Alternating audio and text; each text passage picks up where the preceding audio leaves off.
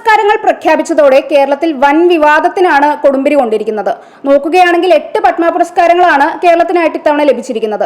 ഇതിൽ മുൻ മുഖ്യമന്ത്രി VS അച്യുതാനന്ദന് പത്മവിഭൂഷണും മമ്മൂട്ടി അതുപോലെ തന്നെ വെള്ളാപ്പള്ളി നടേശൻ എന്നിവർക്ക് പത്മഭൂഷണുമാണ് ലഭിച്ചിരിക്കുന്നത്.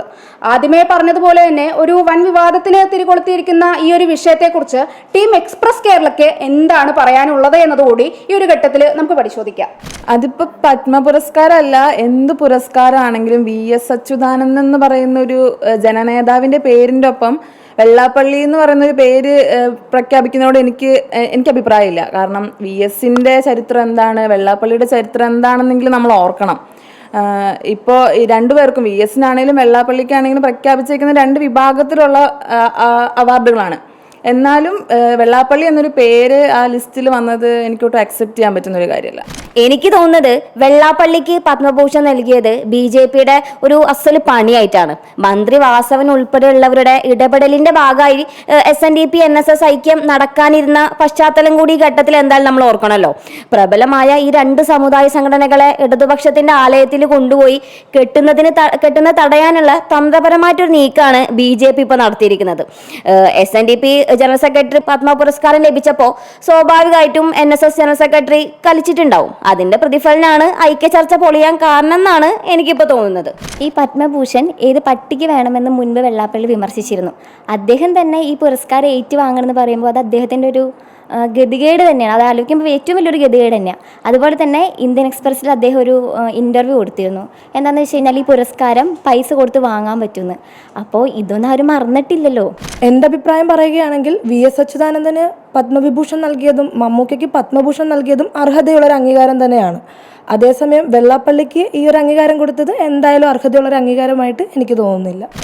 മമ്മൂട്ടിക്ക് എന്തായാലും ഇപ്പോഴെങ്കിലും പത്മഭൂഷൺ ലഭിച്ചത് നല്ലതാണ് എന്നതാണ് എൻ്റെ അഭിപ്രായം. കാരണം മോഹൻലാലിന് വർഷങ്ങൾക്ക് മുമ്പ് ലഭിച്ച ഈ പുരസ്കാരം അന്ന് തന്നെ ശരിക്കും മമ്മൂട്ടിക്കും ലഭിക്കേണ്ടതായിരുന്നു. ഒരു കമ്മ്യൂണിസ്റ്റ് അനുഭാവി ആയതിനാലാണ് പത്മഭൂഷൺ മമ്മൂട്ടിക്ക് നൽകാതിരുന്നത് എന്നതിൽ വ്യാപകമായിട്ടാണ് മലയാളികൾക്കിടയിൽ പ്രചരിച്ചിട്ടുണ്ടായത്. അപ്പം എന്തുകൊണ്ടും അത് സത്യമാണെന്നാണ് എനിക്കും തോന്നുന്നത്. ഇപ്പോൾ എൻ്റെ അഭിപ്രായം പറയുകയാണെങ്കിൽ പത്മ പുരസ്കാരത്തിന് കേരള സർക്കാർ നൽകാത്ത പേരാണ് വെള്ളാപ്പള്ളിയുടേത്.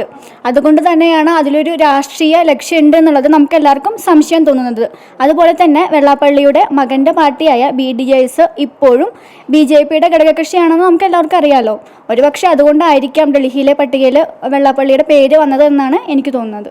സാമുദായിക നേതാക്കൾക്ക് പത്മ പുരസ്കാരം നൽകുന്ന ഏർപ്പാട് തന്നെ നിർത്തണമെന്നാണ് എൻ്റെ അഭിപ്രായം. വിദ്വേഷ പ്രസംഗം മാത്രമല്ല, മൈക്രോ ഫിനാൻസ് തട്ടിപ്പ് കേസിൽ പ്രതി കൂടിയാണ് വെള്ളാപ്പള്ളി.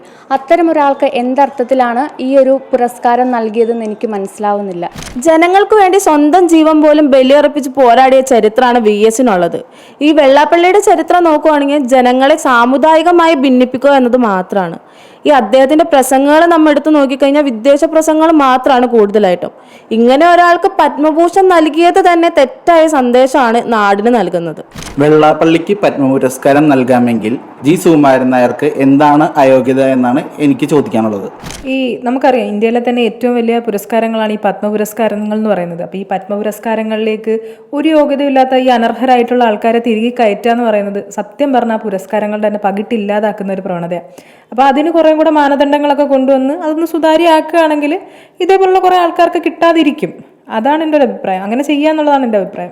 ഈ പറഞ്ഞ എല്ലാവരുടെ അഭിപ്രായങ്ങളെയും ഞാനും മാനിക്കുന്നു. വെള്ളാപ്പള്ളിക്ക് പത്മഭൂഷൺ നൽകിയത് വഴി തെറ്റായ സന്ദേശമാണ് മതേതര കേരളത്തിന് കേന്ദ്ര സർക്കാർ നൽകിയത് എന്ന് തന്നെയാണ് എന്റെയും വ്യക്തിപരമായിട്ടുള്ളൊരു അഭിപ്രായം. ഈ വാദങ്ങളെല്ലാം തന്നെ ഞങ്ങൾ ടീം എക്സ്പ്രസ് കേരളയിലെ ഓരോരുത്തരുടെയും വ്യക്തിപരമായിട്ടുള്ള അഭിപ്രായങ്ങളാണ്. ഇത് എല്ലാ കാര്യങ്ങളും നമ്മൾ പറഞ്ഞു പോകുന്ന കൂട്ടത്തിൽ ഈ ഒരു കാര്യം നമ്മൾ പറഞ്ഞു പോകുന്നു എന്ന് മാത്രം. നിങ്ങൾക്ക് ഈ ഒരു വിഷയത്തിൽ വിയോജിക്കാം, വിയോജിക്കാതിരിക്കാം, അതെല്ലാം ഞങ്ങൾ നിങ്ങൾക്ക് വിട്ടുതരികയാണ്.